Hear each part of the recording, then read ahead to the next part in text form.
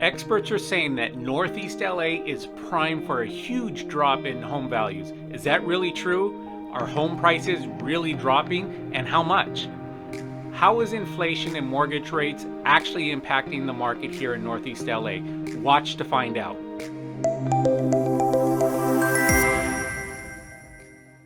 Hey everyone!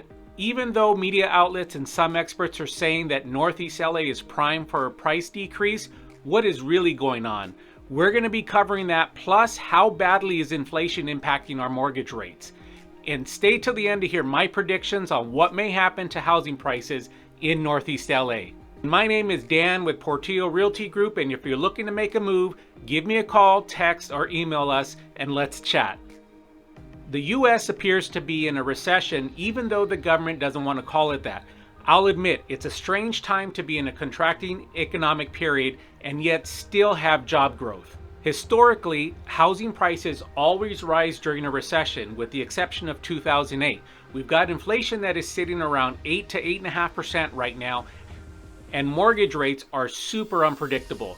Some experts are predicting a major drop in housing prices throughout LA, so let's find out what's happening. The median price for homes in Northeast LA fell this past month to $1,045,000, which is down 5% from the previous month in August, down $30,000 compared to $1,075,000 back in December, the end of 2021.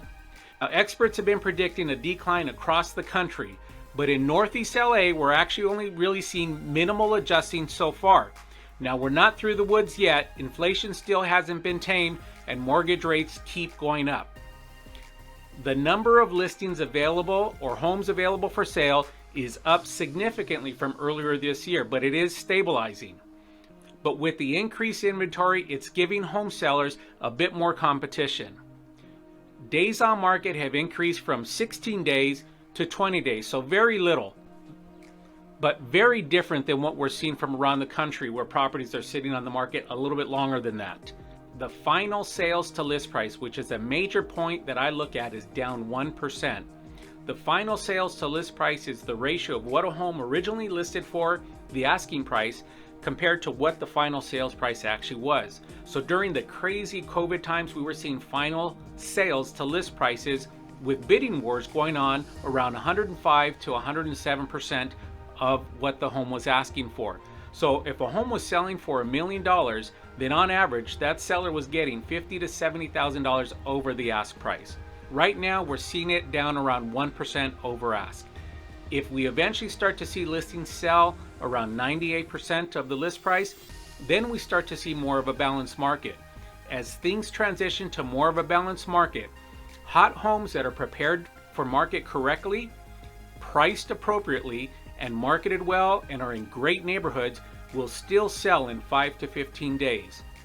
But the homes that are sitting on the market, it's because they were overpriced from the start, not prepared well, and poorly marketed, and that's where you're seeing those sellers having to experience price reduction. What does this mean for you if you're thinking of buying or selling? If you're looking to sell, it's super important to first make sure your home is properly prepared to sell. That can include making needed home improvements before selling, like painting the interior, washing or painting the exterior, replacing carpets if they're in rough shape. And it's super important to price the home correctly to drive a bidding war. This isn't like selling a used car, pricing high and negotiating down. A home is completely different, and we're trying to drive an auction effect on a home.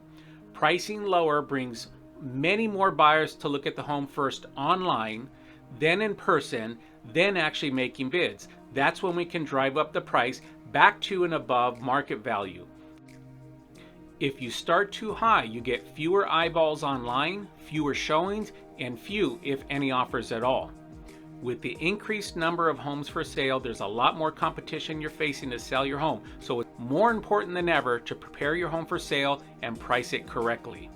If you're looking to buy a home right now, first, you may be concerned about buying in a depreciating market, and I completely understand that. And let's face it, it is possible that you could lose some equity after buying a home.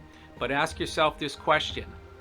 If you put yourself 10 years into the future and you look back, would you be happy that you bought that home?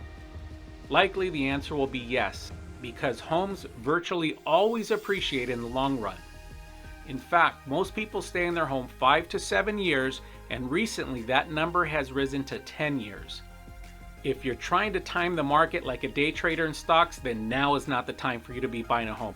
In fact, in using that day trader philosophy, it's almost never going to be the right time for you to buy. But if you're looking to buy a home like buying an index fund or stocking money into your 401k, then it is almost always a good time to buy a home. Now, my crystal ball is broken, but I do expect we will continue to see some adjusting. Some pockets will experience less adjusting than others, but overall the market is still fluid. Home sellers, if you are on the market and you haven't received an offer in the first 14 days and have not been approached by your agent for a price correction, now is not the time for passive marketing. Pick up the phone, call your agent, and start discussing a price correction and get ahead of it. Those who price accurately first are the ones that win. If you're looking to make a move and are ready to chat more, give me a call, text, or DM. We'll see you on the next one.